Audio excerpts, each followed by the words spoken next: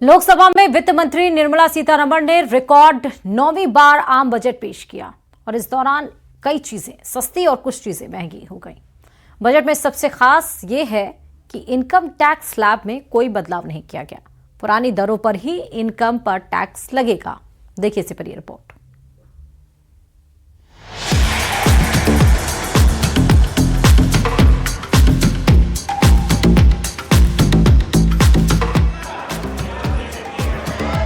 वित्त मंत्री Shrimati Nirmala Sitharaman ji. Item number 1। I present the budget for the year 2026-2027.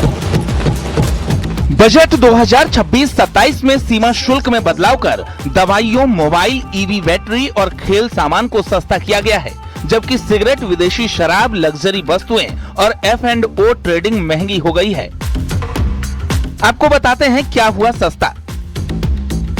दवाइयां। कैंसर के इलाज में इस्तेमाल होने वाली 17 दवाओं और दुर्लभ बीमारियों की 7 दवाओं को पूरी तरह से सीमा शुल्क मुक्त कर दिया गया है। व्यक्तिगत उपयोग के लिए आयातित दवाओं पर शुल्क 20% से घटाकर 10% कर दिया गया है। मोबाइल और इलेक्ट्रॉनिक्स। देश में बने स्मार्टफोन और टैबलेट सस्ते हो सकते हैं, क्योंकि कैमरा मॉड्यूल और डिस्प्ले पैनल जैसे कंपोनेंट्स पर शुल्क घटाया गया है। इसके अलावा माइक्रोवेव ओवन के कुछ हिस्सों पर भी छूट दी गई है।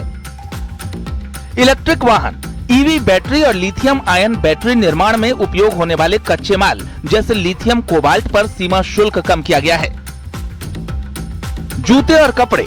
चमड़े के जूते और कपड़ों के निर्यात को बढ़ावा देने के लिए इन कच्चे माल के आयात पर शुल्क घटाया गया है, जिससे घरेलू बाजार में भी इनकी कीमतों में राहत मिल सकती है। खेल का सामान। खेलो इंडिया मिशन के तहत खेल उपकरणों को अधिक किफायती बनाया गया है। विमान यात्रा। नागरिक विमानों में पुर्जों और रखरखाव के लिए कच्चे माल पर सीमा शुल्क में छूट दी गई है, जिससे लंबी अवधि में विमानन क्षेत्र की लागत कम हो सकती है।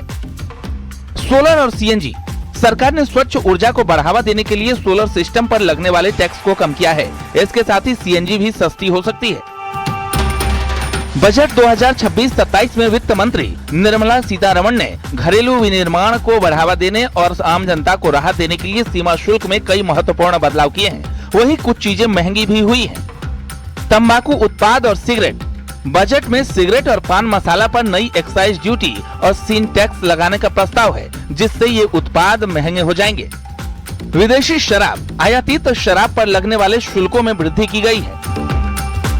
आयातित लग्जरी वस्तुएं। विदेशी परफ्यूम, महंगे जूते, कपड़े और लग्जरी घड़ियों पर आयात शुल्क बढ़ने से ये महंगे हो सकते हैं। सोना और चांदी। कीमती धातुओं पर आयात शुल्क में बदलाव के कारण घरेलू बाजार में इनके दाम बढ़ सकते हैं।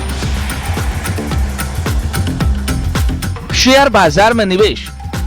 फ्यूचर्स और ऑप्शंस यानी F&O पर सिक्योरिटी ट्रांजैक्शन टैक्स में भारी बढ़ोतरी की गई है, जिससे शेयर बाजार में ट्रेडिंग करना अब और महंगा हो जाएगा। इनकम टैक्स में गलत जानकारी देने पर टैक्स की रकम के 100% के बराबर पेनल्टी देनी होगी। चल संपत्ति का खुलासा न करने पर भी पेनल्टी लगेगी। स्टॉक ऑप्शन पर फ्यूचर्स ट्रेडिंग में सिक्योरिटीज ट्रांजैक्शन टैक्स 0.02% से बढ़ाकर 0.05% कर दिया गया है। Bureau report, news 18।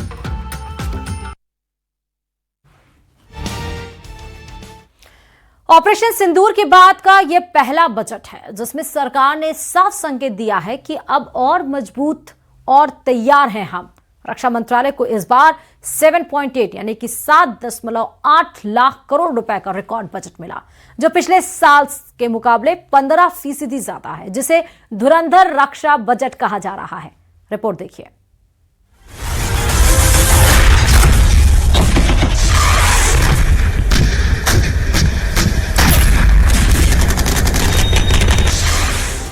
पाकिस्तान के खिलाफ ऑपरेशन सिंदूर के बाद ये पहला बजट है। ये पहले से ही माना जा रहा था कि ऑपरेशन सिंदूर की सफलता के बाद सरकार सेनाओं के लिए अब कुछ बड़ा करने वाली है। भारत सरकार ने खास तौर पर हथियार, सैन्य उपकरण और आधुनिक तकनीक की खरीद के लिए अपने कैपिटल बजट को लगातार बढ़ाया है। ऑपरेशन सिंदूर में ही सेना ने पाकिस्तान और POK में आतंकी ठिकानों पर हमला कर पाक को घुटने टेकने पर मजबूर कर दिया था।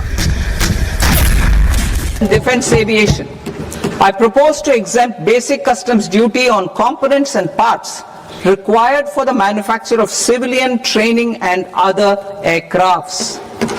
It is proposed to exempt basic customs duty on raw materials imported for the manufacture of parts of aircraft to be used in maintenance, repair or overall requirements by units in the defense sector.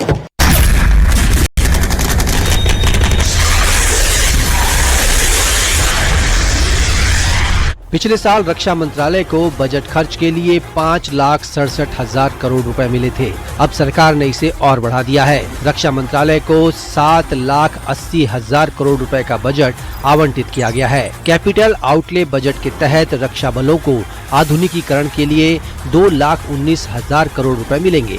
कुल मिलाकर रक्षा मंत्रालय के बजटीय आवंटन में 15% की वृद्धि होगी। प्रधानमंत्री जी के आत्मनिर्भर भारत और विकसित भारत 2047 के संकल्प को सशक्त आधार देता है, जिसमें समाज के सभी वर्गों के उत्थान के लिए समुचित प्रावधान किए गए हैं। और इस बजट में रक्षा क्षेत्र के लिए 7.85 लाख करोड़ रुपए का प्रावधान किया गया है। मैं इसके लिए भी प्रधानमंत्री मोदी जी का हृदय से आभार व्यक्त करता हूं। ऑपरेशन सिंदूर की ऐतिहासिक सफलता के बाद आए इस बजट ने देश की रक्षा व्यवस्था को और मजबूत बनाने के हमारे संकल्प को सुदृढ़ किया है। रक्षा क्षेत्र में बजट बढ़ाने के पीछे एक बड़ी वजह हाल के सालों में बढ़ती सुरक्षा चुनौतियां हैं। पाकिस्तान और चीन का गठजोड़ तो है ही, ऊपर से चीन, बांग्लादेश और पाकिस्तान की बढ़ती नजदीकियों की वजह से भारत पूरी तरह तैयार रहना चाहता है। इस रिकॉर्ड बजट से भारत की सेनाओं का जोर शोर से आधुनिकीकरण होगा।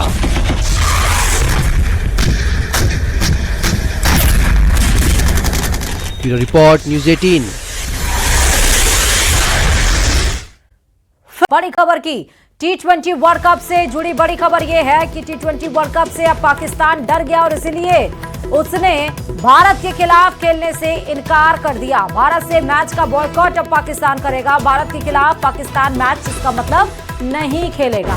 T20 वर्ल्ड कप में हिस्सा लेगा पाकिस्तान। 15 फरवरी को भारत पाकिस्तान का मैच है। T20 वर्ल्ड कप में भारत के खिलाफ खेलने से इनकार किया है।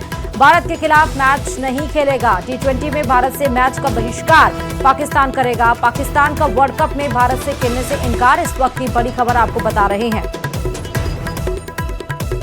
T20 वर्ल्ड कप से फिलहाल पाकिस्तान ने दूरी बना ली है। भाग तो लेगा लेकिन भारत के साथ वो नहीं खेलेगा, ये बड़ी बात है। अब डर गया भारत से पाकिस्तान मैच खेलने, पहले ही उसने बॉयकॉट कर दिया, नहीं जाएंगे भारत के साथ अब मैच खेलने। T20 वर्ल्ड कप का जिक्र हो रहा है जहां पाकिस्तान ने भारत के साथ मैच खेलने से बॉयकॉट कर दिया है। अब भारत के साथ पाकिस्तान मैच नहीं खेलेगा। बड़ी खबर है इस वक्त।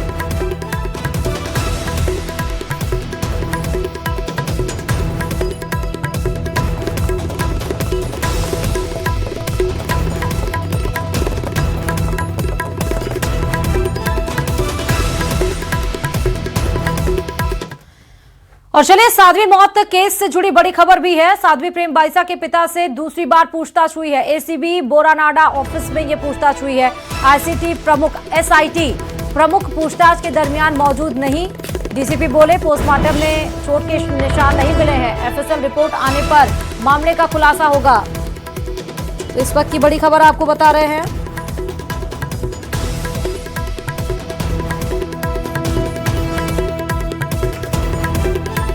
से आया था, किसी ने बोला कि एसपी आश्रम में चेकिंग करने के लिए, तो मैं सोचा भाई मैं खुद मौजूद रह करके।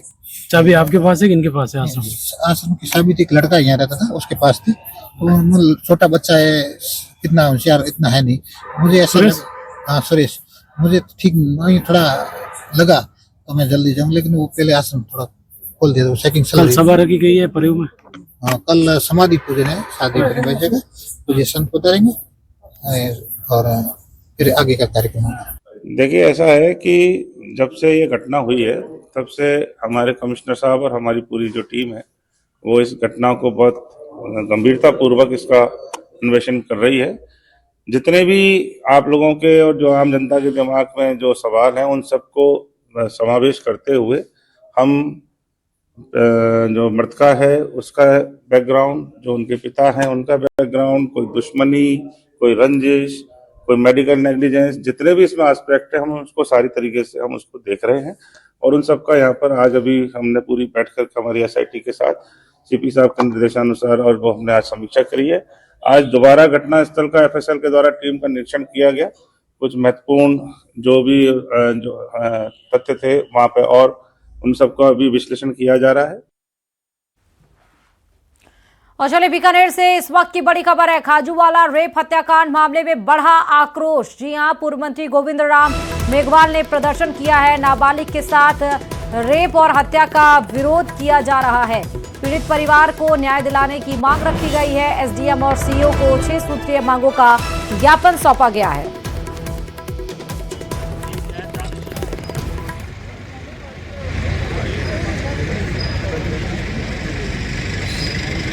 कि 27 को उसकी डेथ हुई, 29 तारीख को विश्वनाथ जी एमएलए साहब, जिनका यहाँ लड़के का प्रोग्राम रखा गया, वो डांस कर रहे हैं अपनी पत्नी के साथ। मुझे उनके डांस और लड़के से कोई वो नहीं है शिकायत। मेरी एक शिकायत जरूर है कि कांग्रेस के राज में भी एक महिला की डेथ हो गई थी, इसी तरह की घटना हुई थी कि वो यहाँ ब्लडिंग हुई, ये लाश लेके बैठ गए थे और अर्जुन नाम के बेटे भी साथ में थे। मुझे कहते हुए दुख है कि आज दोनों राज में, उस वक्त मैं कैबिनेट मंत्री था और मैंने कहलवा दिया था कि किसी को भी धरने पे बैठने की जरूरत नहीं है, निष्पक्ष कार्रवाई होगी, और वो हुई। आज वो आपका जो दलित केयर किसान के प्रति, बच्चों के प्रति प्रेम था, महिलाओं के प्रति, वो कहां चला गया।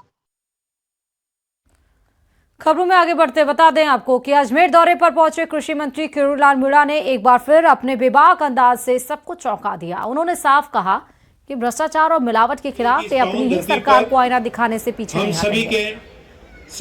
किसानों के लिए कठोर कानून की घोषणा करते हुए उन्होंने पेपर लीक माफियाओं और यूजीसी बिल पर भी सरकार का पक्ष मजबूती से रखा।